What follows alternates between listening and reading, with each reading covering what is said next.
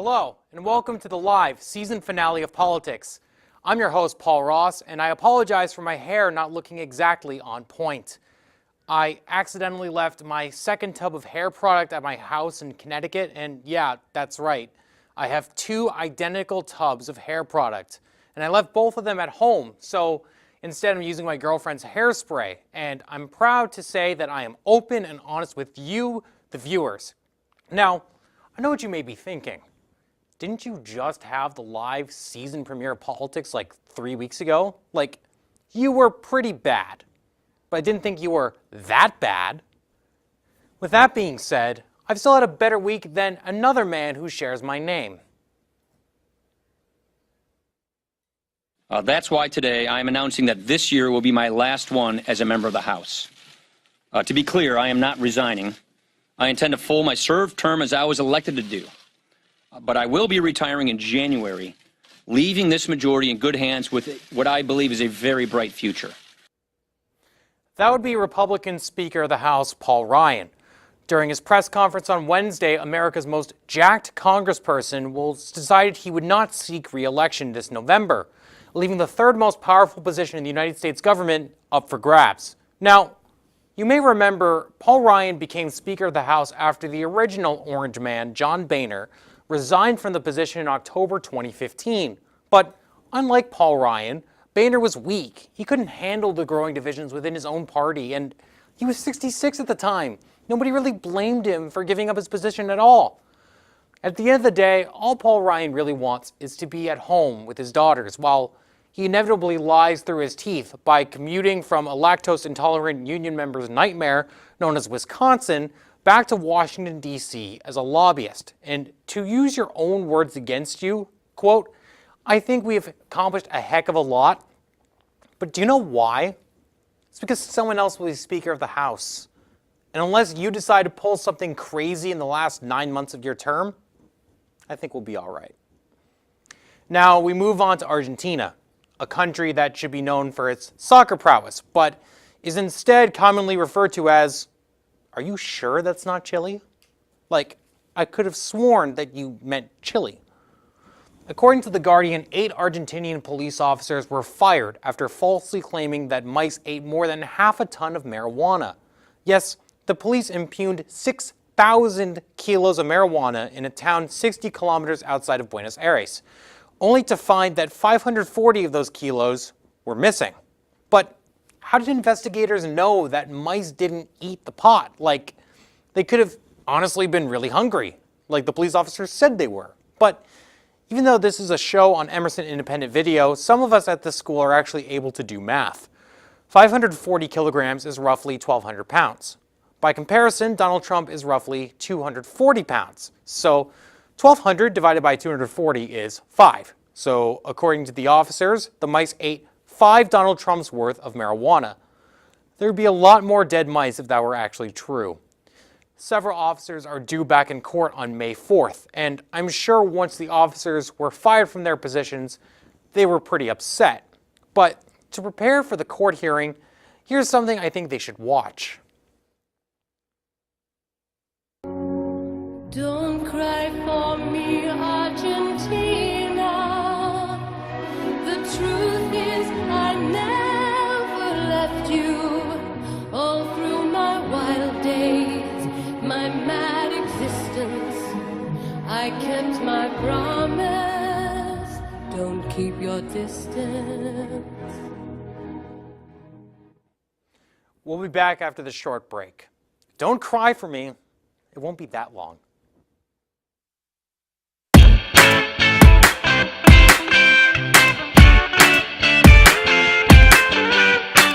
Welcome back, Emersonians. I'm Peyton Lewis, the host of the Evie-nominated and Evie-losing show, Common Agenda.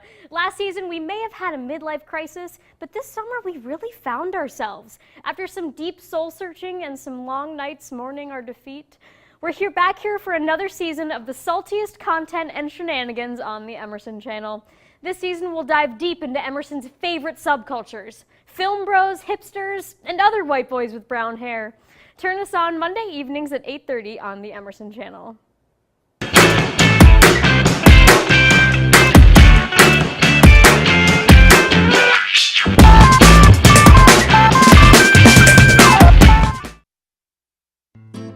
Guys, I cannot have any more ramen. Yeah, this food is really disgusting. These are herbal cough drops. Well, they're better than nothing. I have some fruit if you guys want. Those are Skittles. Just trying my best. Well, maybe we can just go to the DH? What? Oh my god, that stuff is prison food. Well, do you have any other ideas? Well, I'm like starving, so like we have to do something. Did someone say something?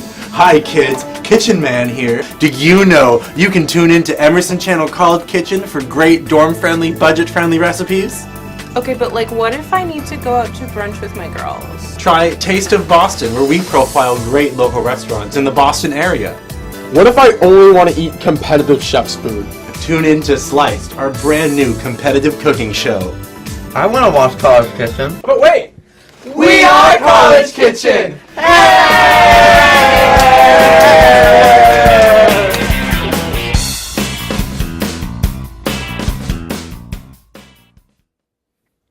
Welcome back. Today is Friday the 13th, and if you are a politician mentioned on this program, you probably did some things that would classify you as unlucky. Here to talk about the unluckiest duck of all is Seamus Malekaf-Zali with the National News. Thanks, Paul. Imagine, if you will, a synthetic organism just on the cusp of achieving a shred of humanity, pining, always attempting, but never quite reaching the goal of being one with the species in its sad, pathetic existence. It only is able to frighten those that do not understand it. But even if its existence is an achievement in of itself, it is at the same time an abomination, a cruel joke to create such a flawed being in the perfect image that humanity saw itself as, but now no longer. Mark Zuckerberg, CEO of Facebook, testified before Congress this week to answer questions from senators and representatives on what Facebook knew about Cambridge Analytica's data collection, and when did he know it. After applying his human skin suit and a booster seat to look truly presidential, Mr. Zuckerberg sat before the committee and took the hard questions like, why did Facebook ban Chick-fil-A Appreciation Day? While the questions from Congress weren't all that stupid, no, they were very much still compromised by the fact that over $381,000 had been donated to members of the hearing by Facebook since 2007. Dianne Feinstein, the Senate's close to oldest member, even commented on Zuckerberg by saying, quote, he's a very nice young man. He's very young, and he has 27,000 employees, and that's amazing. He's obviously smart, he obviously knows what he's doing, and he has a very pleasant personality. He's not hard-edged in any way that I saw. For future reference, Zuckerberg is 33 and is married with children. While Zuckerberg managed to weather the questioning, at least for now, by attempting to short-circuit himself with water and testing out his smile function to little success, legal and financial questions still remain about the future of Facebook, as lawmakers continue to question the legality of Cambridge Analytica and its data mining processes. And as more businesses and famous persons leave the platform, if there's one good thing to come out of this, at least Farmville is dead. Paul, back to you. Thanks, Seamus. It's sad when the best thing to come from these hearings is the amount of Mark Zuckerberg memes circling the internet. If you haven't seen them, please do. They're pretty amazing.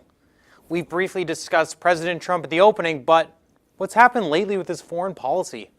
For more, here's our international correspondent, Stefania Lugli. Thanks, Paul. 448 days later, has much changed overseas since Donald Trump has taken office? The Earth is still spinning, water levels are still rising, and we are still committing war crimes in Afghanistan and Iraq. Even John Bolton is still kicking. The warmongering psychopath who once said there is no United Nations has clawed his way into being our national security advisor, slowly but surely egging President Trump to attack North Korea in an effort to neutralize the threat of its nuclear weapons. While Trump and Kim Jong-un have a date set to persuade Jong-un to dismantle his country's nuclear weapons program, there is strong potential for this Tea Party to turn into the world's easiest murder mystery. Even golden showers continue to pour, except now, instead of in Trump's hotel room, it's pouring over Syrian civilians. In what's new, The State Department, lacking 38 U.S. ambassador posts, has tackled this vacancy by pasting help wanted signs in undergraduate political science classrooms. Ambassadors are crucial to diplomacy, serving as a simultaneous messenger and peacemaker for foreign governments and the U.S. government. A few favorite vacancies include Mexico, where our current ambassador leaves her post May 1st. The next ambassador, if they exist, will be required to have past experience with architecture. Saudi Arabia. Despite Prince Mohammed bin Salam's exclusive seat on President Trump's lap, the Persian Gulf state lacks an U.S. ambassador to address its current war on the starving Yemeni people. And South Korea, the nation desperately waving the white flag between Pyongyang and Washington. No ambassador, but the U.S. does have 30,000 troops deployed in the country. Hold on to your coats, everyone. There may be a cold front looming. Only 1,378 more days to go. Paul, right back to you. Thank you, Stefania.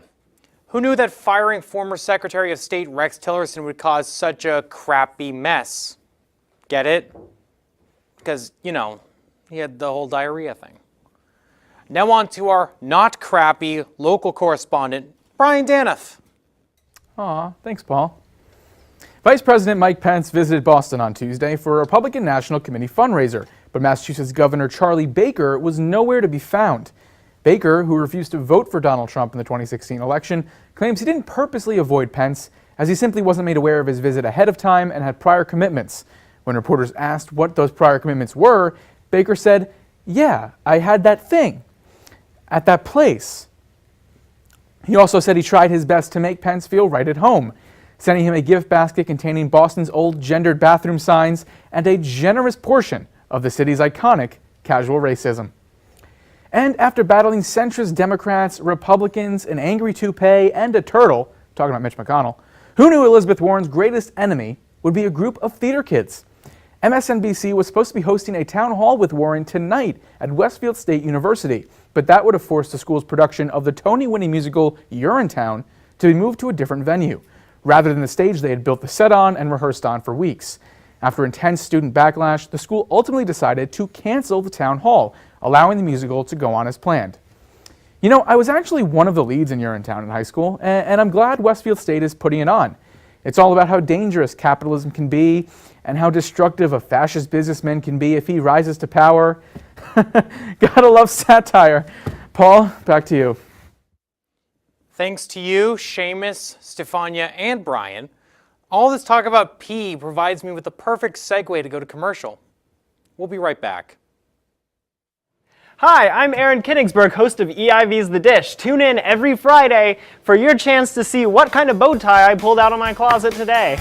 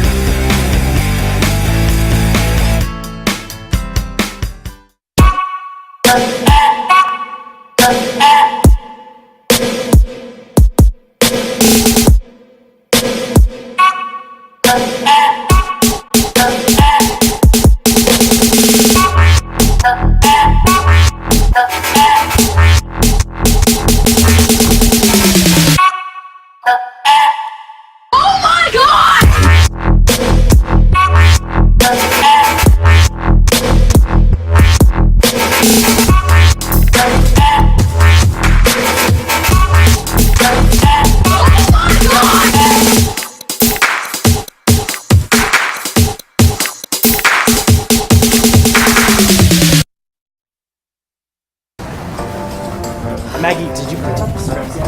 No, that was your job. Maggie, oh my god, I do it every week. No, I told you this is the one but we week I talked didn't about want this. responsibility. Okay. I need to pick my wedgie. Oh my god, look, they got us slushies.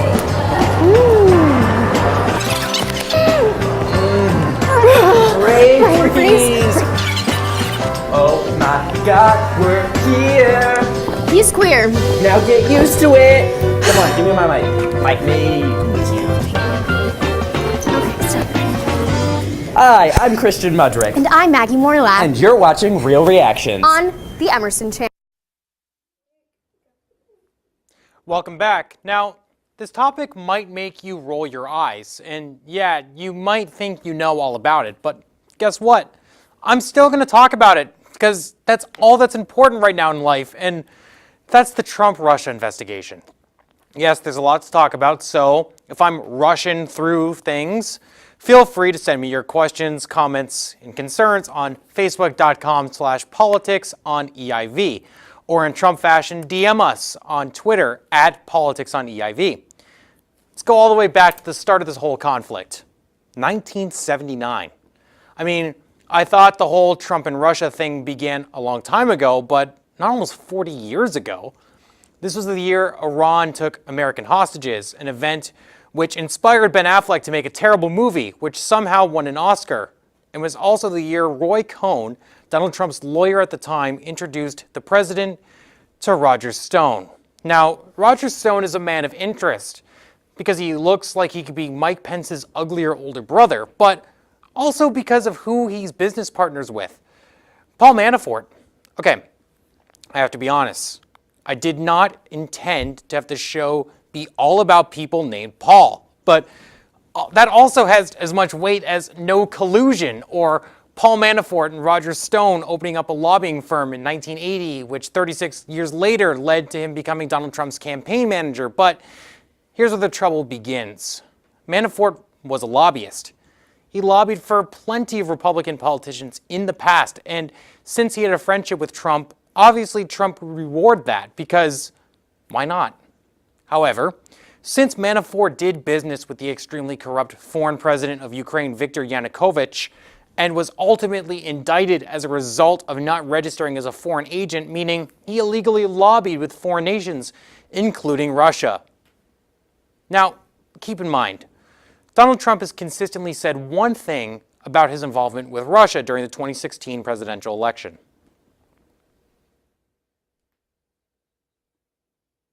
Let's put it this way. There is absolutely no collusion. That has been proven. When you look at the committees, whether it's the Senate or the House, everybody my worst enemies, they walk out, they say, there is no collusion, but we'll continue to look. They're spending millions and millions of dollars. There is absolutely no collusion. I didn't make a phone call to Russia. I have nothing to do with Russia. Everybody knows it. That was a Democrat hoax. It was an excuse for losing the election, and it should have never been this way where they spent all these millions of dollars. So now even the Democrats admit there's no collusion. There is no collusion. That's it. The interesting thing about all this is that Trump may actually be right here, meaning Donald Trump himself might not have actually colluded with Russia. However, it is proven fact that people associated with his campaign spoke with the Russian government, which had an influence on the outcome of the 2016 presidential election in order to prevent Hillary Clinton from winning. But the way Donald Trump constantly says no collusion is really telling, because it's like Trump has this theory that if you repeat something multiple times, it automatically means that it's true. Like, again, me saying that politics has nothing to do with my name being Paul, or this wall behind me is made from actual bricks. In order to learn more about the president and present and future, sometimes we need to continue looking at the past. In 1984, an alleged Russian mobster, David Bogatin, invested $6 million in 5 of Trump's condominium units. Bogatin, who had $3 when he arrived to the United States 7 years earlier, was tied to a money laundering scheme throughout the 1990s and 2000s. Trump continued to deal with Russian investors and companies in order to expand his personal brand, while in turn making political connections. And additionally, Trump admired Vladimir Putin and his clearly inaccurate high approval ratings, which only shows that more signs that Trump wanted to make more Russian connections. Once we approached this decade, Trump felt it was opportune to run for president of the United States. And from 2013 onward, through the likes of Paul Manafort, businessman, and Trump's favorite scapegoat, Carter Page, and Rick Gates, the Russians also geared up for Trump's potential candidacy. And yes, we know the Russians hacked into the emails of the Democratic National Committee and, through the likes of Mark Zuckerberg, spread fake news stories, which are not actually CNN fake news, but the ones that ultimately influenced the election. And yes, Michael Flynn gave Mike Pence misleading information about Sergei Kislyak, whatever. Which, I mean, you may remember from our show 3 weeks ago. But Donald Trump didn't show any real signs of his potential culpability until May of last year. There is breaking news coming out of the White House. President Trump has informed FBI Director James Comey that he has been terminated and removed from office. I do want to bring in our chief White House correspondent, Jonathan Karl. John, this was unexpected. This is quite a development, David. He has accepted the recommendations of both the Deputy Attorney General and the Attorney General, Jeff Sessions, to fire James Comey, the FBI Director. Now, when Comey was fired, I was actually shocked. At that point, I didn't really care about what was happening in the Russia investigation because Trump didn't really show that many signs that something might have actually happened until this. Basically, this was the equivalent of if a coach of a sports team decided to fire a referee because they made a call the coach didn't like. So when Washington went into chaos, everything led up to this.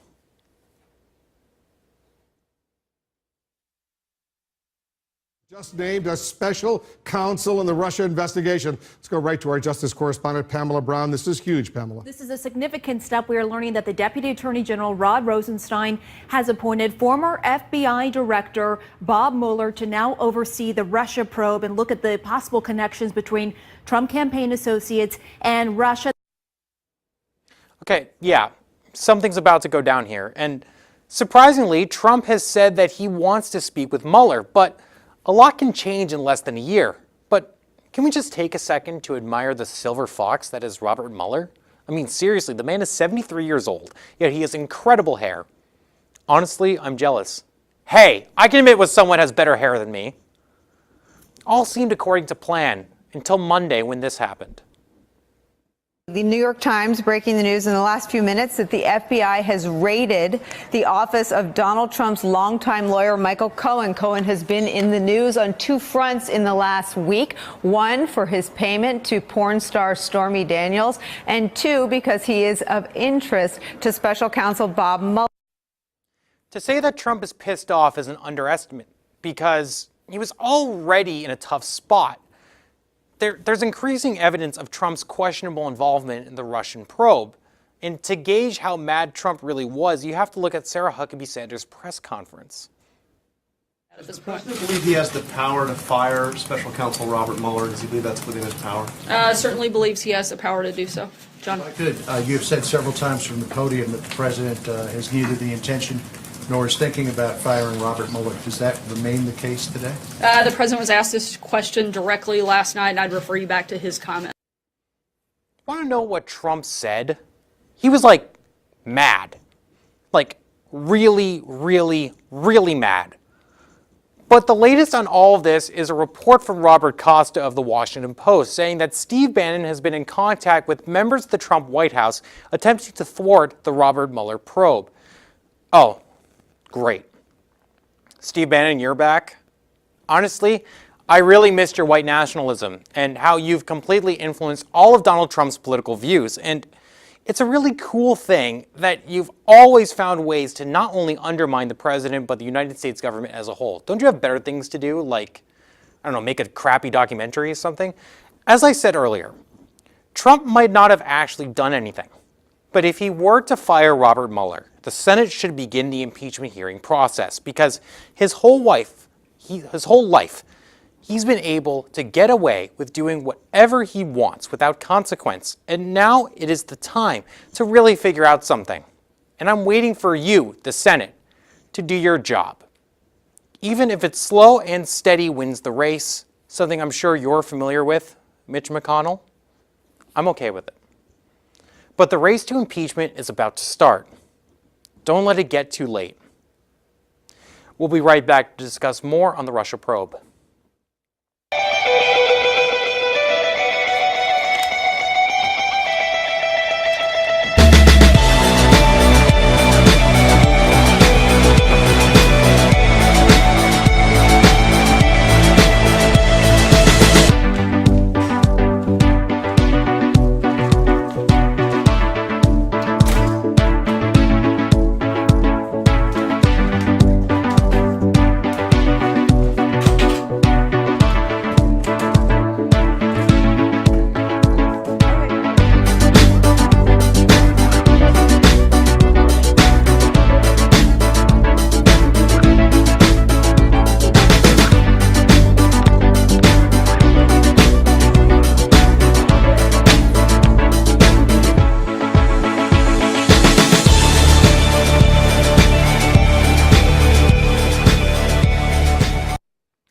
Welcome back. I'm joined by my national correspondent, Seamus Malakaf-Zali, international correspondent, Stefania Lugli, and our local correspondent, Brian Danoff. Okay, so Seamus, I'm going to start with you. I touched briefly on Steve Bannon. Now, he's been kind of involved, but kind of not involved. What do you make of the latest developments with him? I don't make a lot of it. He's made a big stink about going out to European countries that are particularly affected by Syrian refugees. France, Britain. He makes a lot of headlines talking about, I think when he went to a National Front rally, he talked about wearing the name of racism as a badge. But it doesn't make any difference necessarily in polling. National Front is still down in polling in France, approaching the next election. UKIP, which he also visited, pretty much stayed the same. He's been making a lot of talk about undermining the Mueller investigation, providing solutions, quote unquote, to that process, but it hasn't gone anywhere. It hasn't been entertained by any Republican congressmen, politicians, pundits, whatever. It just goes out because he's former chief strategist. He carries some weight, even if it doesn't actually translate into policy. Yeah. So if we want to look at something that's happened more recently that we know is very definitive, Michael Cohen.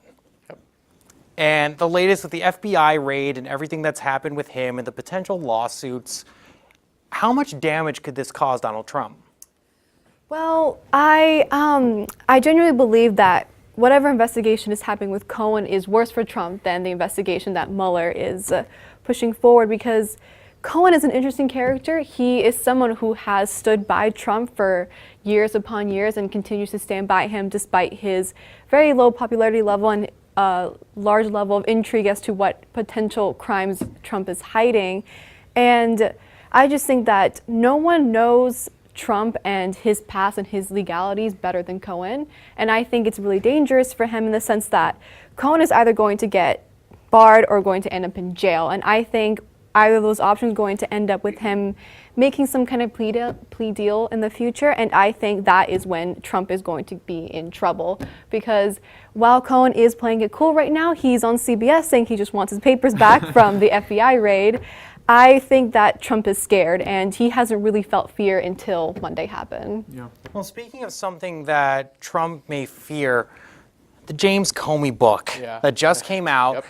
We've seen the excerpts. We feel like that there's something there, but can you give us more details on what exactly James Comey discussed in his book? Yeah, well, basically, he talks about a lot of the things that we had suspected about Comey's relationship with Trump and the Russia investigation. He says that, yes, Trump did tell him to lay off Michael Flynn, to lay off the Russia stuff. Comey mentioned how unhinged Trump seemed and compared him to how he runs the administration, to how a mafia boss runs his family, basically. That's not like me on politics at all. Exactly. No, not at all. Okay. Not at all. It is. It's definitely interesting. What I found, I think, a pretty interesting part is that Comey did admit, Andrew McCabe kind of was in Hillary Clinton's camp. And that is something that the GOP is going to run with, and they are going to say, yep, guess what? The FBI is in bed with the Democrats. It is against Trump unfairly, and that could be a big issue because Republicans are going after this book hard, and so is the Trump administration. They're not pushing it aside. They're not discrediting it. They're going to attack Comey. They're calling him lying Comey. It's a very aggressive strategy by the GOP. We'll see if it works, but we've seen Republicans love fighting, and Democrats love kind of being on the defensive, and that's what we're seeing probably yet again. All right, well, I'd like to thank my correspondents, Seamus Malakaf-Zali, Stefania Lugli, and Brian Danoff, as well as my two amazing co-executive producers, Aaron Crowley and Tessa McGuire. Without you, I wouldn't be able to put this show on any media platform. And as well as my wonderful crew, each and every single one of you made an impact on this program, and that cannot be understated. I'd like to thank all of you, the viewers, for your interest and support. And lastly, I'd like to thank President Trump.